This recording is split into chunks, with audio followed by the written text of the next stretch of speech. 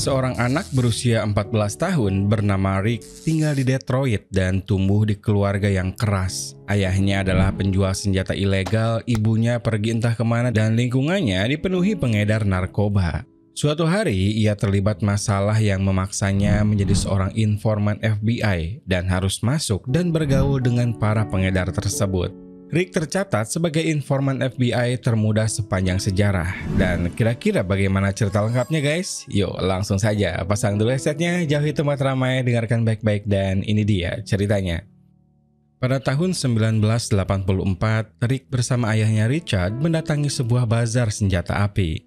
Di sana, Rick bekerja sama dengan ayahnya memeras salah satu penjual senjata agar mendapatkan AK-47 dengan harga murah. Penjual itu tak berkutik ketika diancam akan dilaporkan karena tadi sempat menawarkan senjata kepada Rick yang usianya masih 14 tahun. Tak mau kehilangan izin menjual senjata, maka si penjual pun akhirnya memberikan AK-47 itu dengan harga yang murah dan jauh dari pasaran.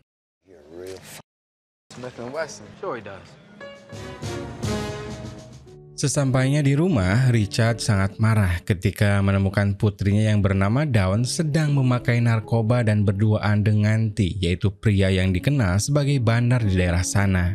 Richard langsung mengusir lelaki itu, sedangkan Dawn yang tak terima berusaha mengejar T sambil memaki ayahnya sebagai pria egois perusak kebahagiaan. Keduanya bertengkar hebat dan baru mereda setelah ayah Richard yang tinggal di seberang jalan datang menengahi pertengkaran mereka berdua. Malamnya, Richard membuat peredam untuk senjata AK-47 yang tadi didapatkan. Dan di sela-sela itu, Richard menjelaskan bahwa peredam ini yang akan membuat pembeli nanti tertarik sekaligus membuat harganya naik. Keesokan harinya, Dawn mendatangi kamar Rick untuk pamit dan meninggalkan nomor telepon sebagai jaga-jaga jika suatu saat nanti Rick membutuhkannya. Rick mencoba meyakinkan bahwa minggat dan mengikuti T justru akan semakin memperburuk keadaan dan kemungkinan besar Dawn akan hidup susah nantinya. Namun keputusan Dawn sudah bulat dan ia pun tetap pergi menuju mobil T yang sudah menunggu di depan. Richard sebenarnya tahu dan melihatnya, akan tetapi ia diam dan membiarkannya. Siang harinya Rick membawa tas besar ke sebuah bengkel yang menjadi markas Curie bersaudara. Curie bersaudara terdiri dari Johnny yang paling tua, Leon anak tengah, dan Rudel si bontot yang sekaligus teman seumuran Rick. Rick menawarkan 2 AK-47 yang dibawanya dan menjelaskan bahwa senjata itu asli buatan Rusia ditambah sudah dilengkapi aksesoris peredam yang dibuat ayahnya. Rick meminta satu senjata itu dibayar $1.000 dan Johnny pun setuju tanpa menawar sama sekali.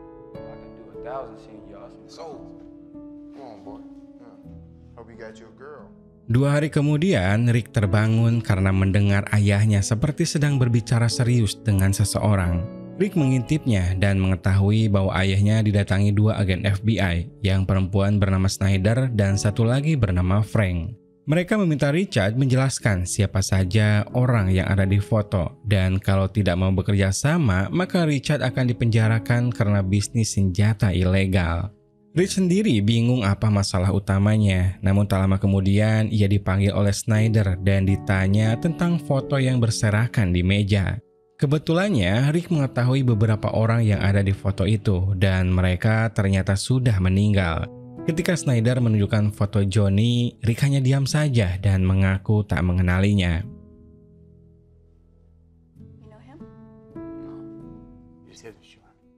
Di Detroit bukan hal yang aneh jika anak-anak seumuran Rick main keluar membawa senjata. Terkadang mereka menggunakan senjata itu untuk bercanda dan bersenang-senang. Saat Rick berkumpul bersama teman-temannya, mereka menembaki sebuah tempat kumuh yang dianggap sarang tikus. Mereka pun terlihat biasa saja saat mendapati di sarang tikus itu ada potongan tangan manusia.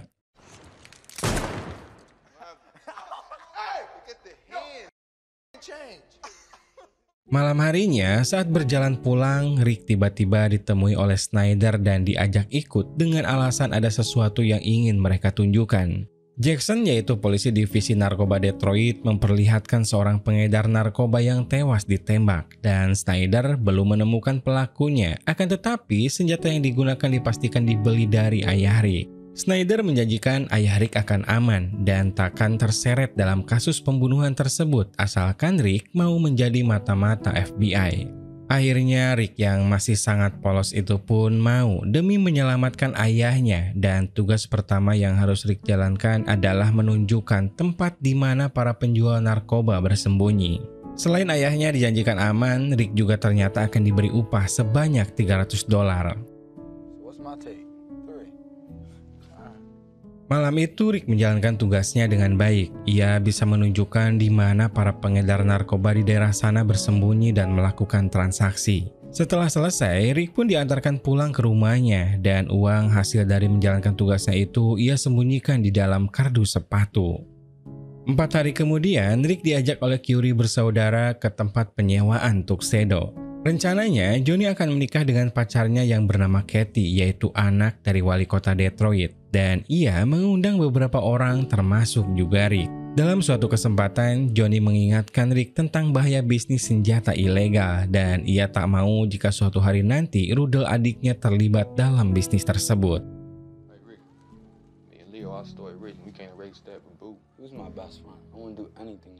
Di hari pernikahannya, Rick datang dan disambut hangat oleh Johnny beserta saudara-saudaranya. Rick tampak sangat akrab dengan mereka semua, padahal tamu di sana hampir semuanya berkulit hitam. Rick sudah dianggap sebagai bagian dari komunitas Curie bersaudara, dan ia dikenalkan dengan orang-orang penting lainnya seperti Art Derrick, seorang bandar besar di Miami yang sekaligus sebagai pemasok untuk Johnny. Keesokan harinya, Rick kembali ditemui FBI dan diminta untuk menjadi bandar narkoba. Jackson merasa hal tersebut perlu dilakukan agar penyamaran Rick semakin meyakinkan. Awalnya, Rick tentu menolak karena takut ketahuan oleh ayahnya yang memang tak suka dengan narkoba. Namun, Rick berubah pikiran setelah Jackson mengatakan kalau paket yang ada di hadapannya seharga $4.000 dan kalau semuanya terjual, hasilnya boleh Rick simpan untuk diri sendiri. Sesuai arahan dari Jackson, narkoba itu dipecah menjadi paket $10 dan Rick edarkan bersama teman-temannya. Menjual narkoba di Detroit di tahun itu bukanlah perkara sulit, apalagi Rick sudah punya banyak kenalan yang biasa menggunakan narkoba. Bisnis tersebut memberi keuntungan yang banyak dan berjalan dengan sangat lancar sampai-sampai Richard tak mengetahui kalau anaknya menjadi seorang bandar. Pada suatu hari di tahun 1985, Richard yang sedang menjual senjata tak sengaja memergoki Rick di dalam mobil agen FBI. Richard kemudian pulang dan menggeledah kamar Rick, lalu ditemukanlah kardus sepatu yang penuh dengan uang. Richard tentu curiga dan bertanya-tanya apa sebenarnya yang dilakukan Rick selama ini sampai-sampai punya uang sebanyak itu dan apa hubungannya dengan para FBI. Saat datang, ia dimarahi dan ditanya oleh ayahnya. Akhirnya Rick mengaku bahwa apa yang ia lakukan bersama FBI adalah demi menyelamatkan ayahnya supaya tak dimasukkan ke penjara. Richard tentu saja tak terima dengan alasan itu. Ia lebih baik masuk penjara daripada melihat Rick jatuh ke dalam lingkaran narkoba, apalagi menjadi mata-mata yang taruhannya adalah nyawa. Keduanya pun bertengkar hebat dan berakhir dengan tamparan.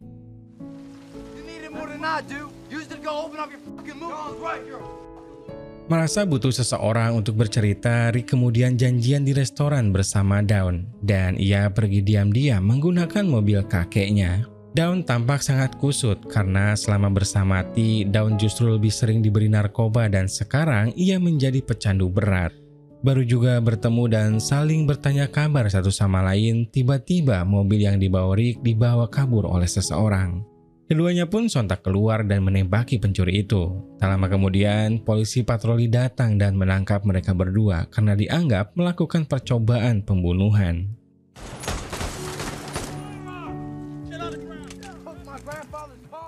Untungnya, Rick langsung bisa bebas setelah dijemput oleh Snyder dan Jackson. Snyder berpesan kalau proses persidangan tetap berjalan namun hanya pura-pura saja supaya tidak ada orang yang curiga. Dawn juga ternyata sudah bebas duluan karena Snyder memberikan laporan bahwa senjata yang digunakan Dawn adalah milik Rick. Rick langsung dijemput oleh ayahnya dan sesampainya di rumah, ia langsung diteriaki kakeknya yang minta tanggung jawab karena mobilnya menghilang. Di situ, Richard memberi nasihat kalau segala tindakan itu ada konsekuensinya, suka ataupun tidak. Malam harinya, Rick main ke markas Johnny dan tiba-tiba Rick ditanyai tentang penangkapannya semalam dan bagaimana bisa bebas dengan mudah padahal tuduhannya adalah upaya pembunuhan. Johnny curiga kalau Rick sudah membocorkan tentang bisnis narkobanya, makanya ia bisa bebas. Namun Rick dengan tegas mengatakan tak menceritakan apapun tentang Johnny. Johnny juga ternyata tahu kalau setahun terakhir ini Rick membeli narkoba dari salah satu pengedar di Detroit dan menjualnya kembali di komplek. Johnny pun mengingatkan supaya Rick jangan mengambil narkoba dari orang lain karena saat ini menurut informannya FBI sedang gencar-gencarnya melakukan pengawasan. Setelah itu Johnny dan Leon mendatangi sebuah klub malam untuk menagih hutang kepada orang bernama Leo. Orang itu meminta kelonggaran waktu dengan ganti Johnny dan keluarganya akan diberi fasilitas kursi VIP di pertandingan tinju yang akan diselenggarakan di Las Vegas. Kebetulannya pertandingan tersebut adalah pertandingan yang cukup bergengsi sehingga Johnny pun setuju.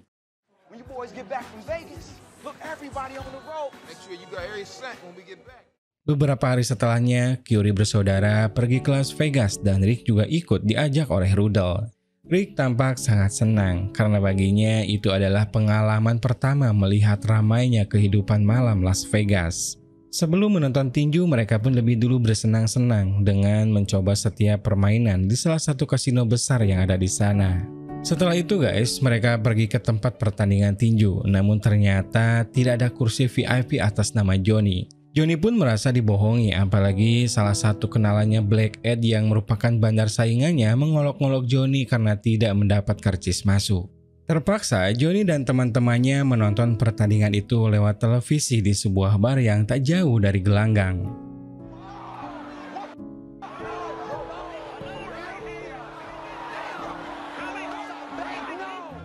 Karena merasa ditipu, malam itu juga Johnny mengirim 2 penembak untuk membunuh Leo di rumahnya.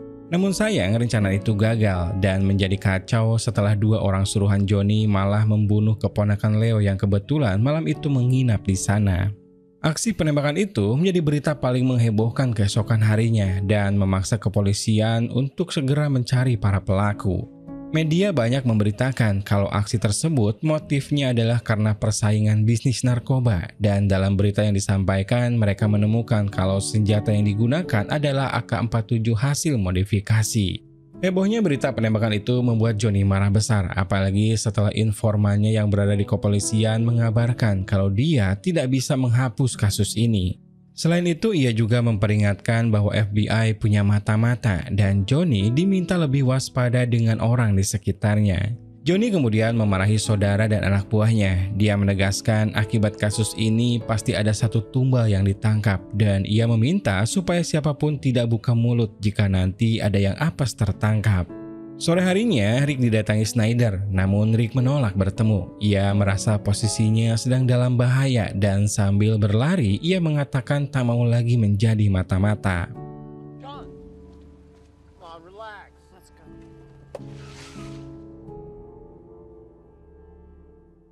Esoknya, Rick mendatangi ayahnya dan Rick berkata kalau ia mau kembali ke sekolah dan meninggalkan semua pergaulannya bersama Johnny ataupun FBI. Richard tentu sangat senang mendengarnya, namun saat itu karena buru-buru Richard pun menyuruh Rick untuk menunggu di rumah dan masalah tersebut akan dibicarakan nanti setelah selesai urusannya. Siang harinya Rick didatangi Nugi, yaitu salah satu anak buah Johnny. Saat akan mengambilkan minum, Rick tiba-tiba ditembak di bagian perut. Untung saja Rick langsung ditemukan agen FBI dan mendapatkan perawatan. Snyder menginformasikan kalau ini kemungkinan perbuatan Johnny dan hal itu membuat Richard marah dan berencana membalaskan dendam.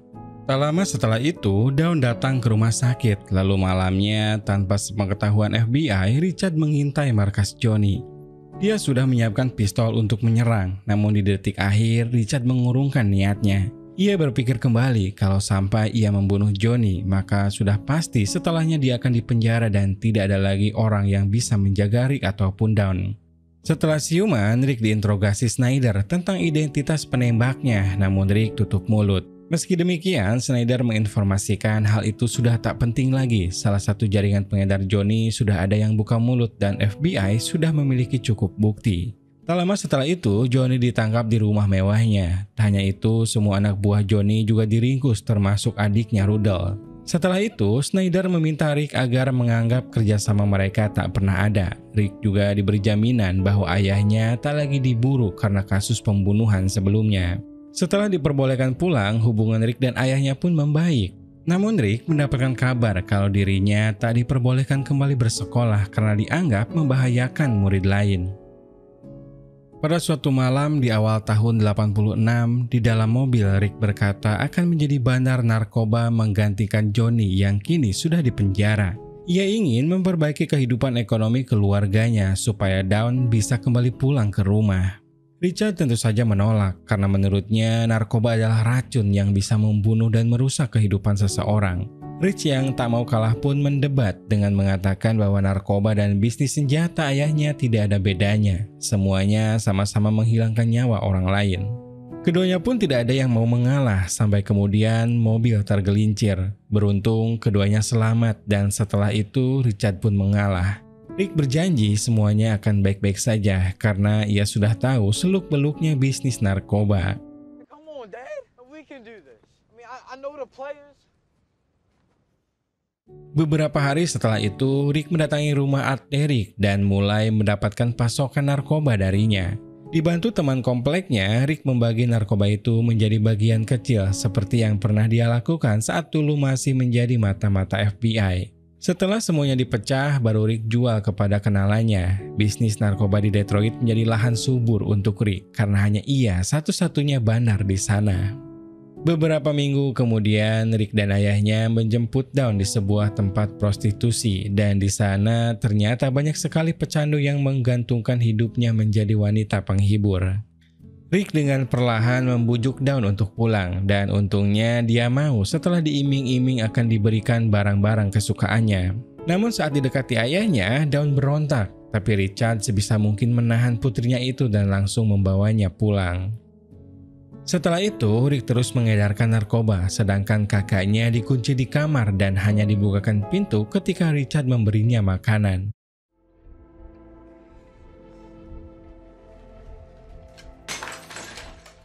Hanya itu satu-satunya cara supaya Dawn sembuh dari kecanduannya, dan Richard harus tega ketika Dawn berteriak-teriak minta dikeluarkan atau memohon minta diberi sedikit narkoba. Begitulah hari-hari yang dilalui mereka. Richard fokus menjaga dan memulihkan kesehatan Dawn sementara Rick sibuk dengan bisnisnya yang semakin hari semakin menghasilkan banyak keuntungan. Perlahan tapi pasti semakin berjalannya waktu, kondisi Dawn juga membaik. Kini ia bisa lebih tenang ketika Richard masuk ke kamarnya dan memberikan sebuah televisi supaya Dawn tak kesepian. Tahun pun berganti menjadi 1987. Bisnis narkoba Rick masih tetap berjalan, bahkan penjualan meningkat drastis lebih dari tahun sebelumnya. Malam itu mereka mengadakan perayaan kecil untuk pembukaan toko rental kaset film yang sejak lama Richard inginkan. Semua orang pun bahagia termasuk Dawn yang kini keadaannya sudah sangat jauh membaik. Selain ia sudah sembuh dari kecanduannya, ia juga sudah berdamai dengan ayahnya. Beberapa hari kemudian, Rick mendapati ayahnya duduk di teras sedang mengawasi Dawn yang sedang bermain di rumah neneknya. Rick menyuruh ayahnya untuk beristirahat dan meyakinkan kalau Dawn tak perlu lagi diperhatikan karena ia sudah sepenuhnya sembuh. Richard punya pandangan lain, walaupun sudah jauh dari narkoba, tapi ia tetap khawatir karena bisa saja dalam beberapa detik Dawn pergi lagi dan kembali terjerumus. Richard sangat bahagia dengan kehidupan keluarganya saat ini dan ia tak mau semuanya hancur. Richard juga meminta untuk Rick berhenti jadi bandar narkoba. Dia mengatakan apa yang dimiliki keluarganya sekarang ini sudah lebih dari cukup. Keesokan harinya, Rick mencukur jenggot dan kumis tipisnya. Hal itu pun membuat Dawn menggoda dan menertawakannya. Saat keduanya bercanda, mereka dikejutkan oleh polisi yang mendobrak masuk ke dalam.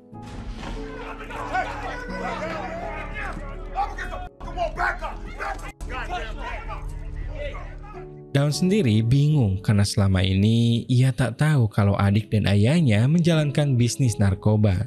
Barang bukti yang ditemukan sangat banyak, yaitu 8 kg, dan hal tersebut membuat Rick terancam penjara seumur hidup. Pengacaranya juga merasa pesimis. Menurutnya, kasus pembunuhan masih lebih ringan daripada memiliki narkoba sebanyak 8 kilo.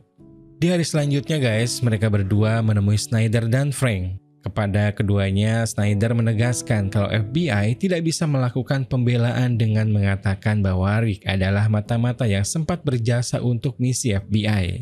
Snyder menjelaskan bahwa kasus ini bukan kasus federal sehingga FBI tak bisa ikut campur.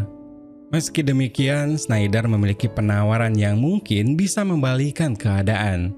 Snyder ingin Rick masuk ke lingkaran politisi jahat di Detroit dan Rick diminta mendekati Kathy, mantan istri Johnny yang merupakan anak dari wali kota.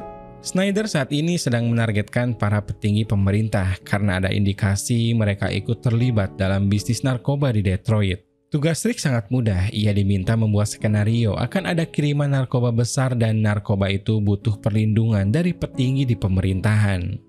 Rick awalnya tak mau karena tak tega jika harus melibatkan Kathy, namun Richard mengatakan kalau ini mungkin satu-satunya kesempatan agar Rick bisa bebas, dan Snyder pun berkata kalau Kathy nanti takkan dilibatkan.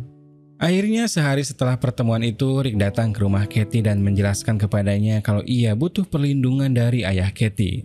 Ternyata Kathy mau membantu dan beberapa hari setelahnya muncul berita. Seluruh media di Amerika ramai memberitakan penangkapan 11 polisi korup di Detroit, termasuk 6 warga sipil yang salah satunya adalah kakak ipar wali kota bernama Willie Folsom.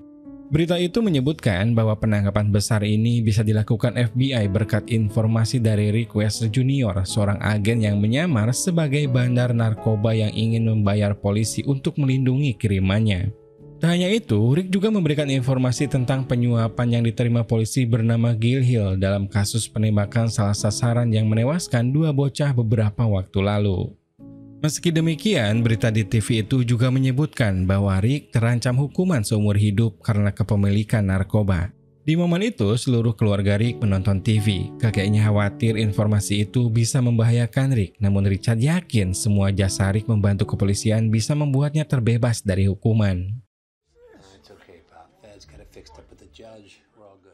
Akhirnya waktu sidang pun tiba. Keluarga Richard hadir di sana dan mereka berharap tuntutan hukuman Rick dikurangi karena kemarin Rick banyak memberikan bantuan untuk penyelidikan FBI. Namun guys, semua itu hanya harapan kosong semata karena tiba-tiba dengan mudahnya hakim memberi putusan kalau Rick dinyatakan bersalah dan dihukum seumur hidup tanpa peluang untuk mengajukan banding.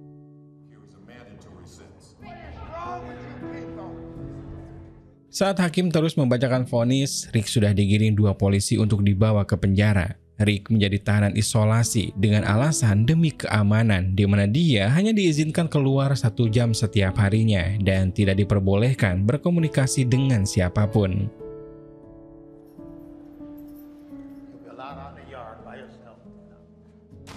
Di luar, Richard terus mencoba menghubungi FBI namun selalu ditolak. Pada suatu hari, dia berhasil bertemu Snyder, namun respon Snyder yang terlalu santai membuat Richard frustasi. Snyder menegaskan kalau FBI tidak menjanjikan apapun. FBI hanya menyatakan akan berusaha melobi hakim, dan soal putusan sidang bukan lagi urusan FBI. Tak puas dengan Snyder, Richard menemui Frank yang mengatakan kalau Rick secara umum memang bersalah, jadi dia harus dihukum. Frank mengatakan kalau Richard masih beruntung karena tak ikut ditahan, karena kalau mau diselidiki, Richard sudah pasti juga terlibat.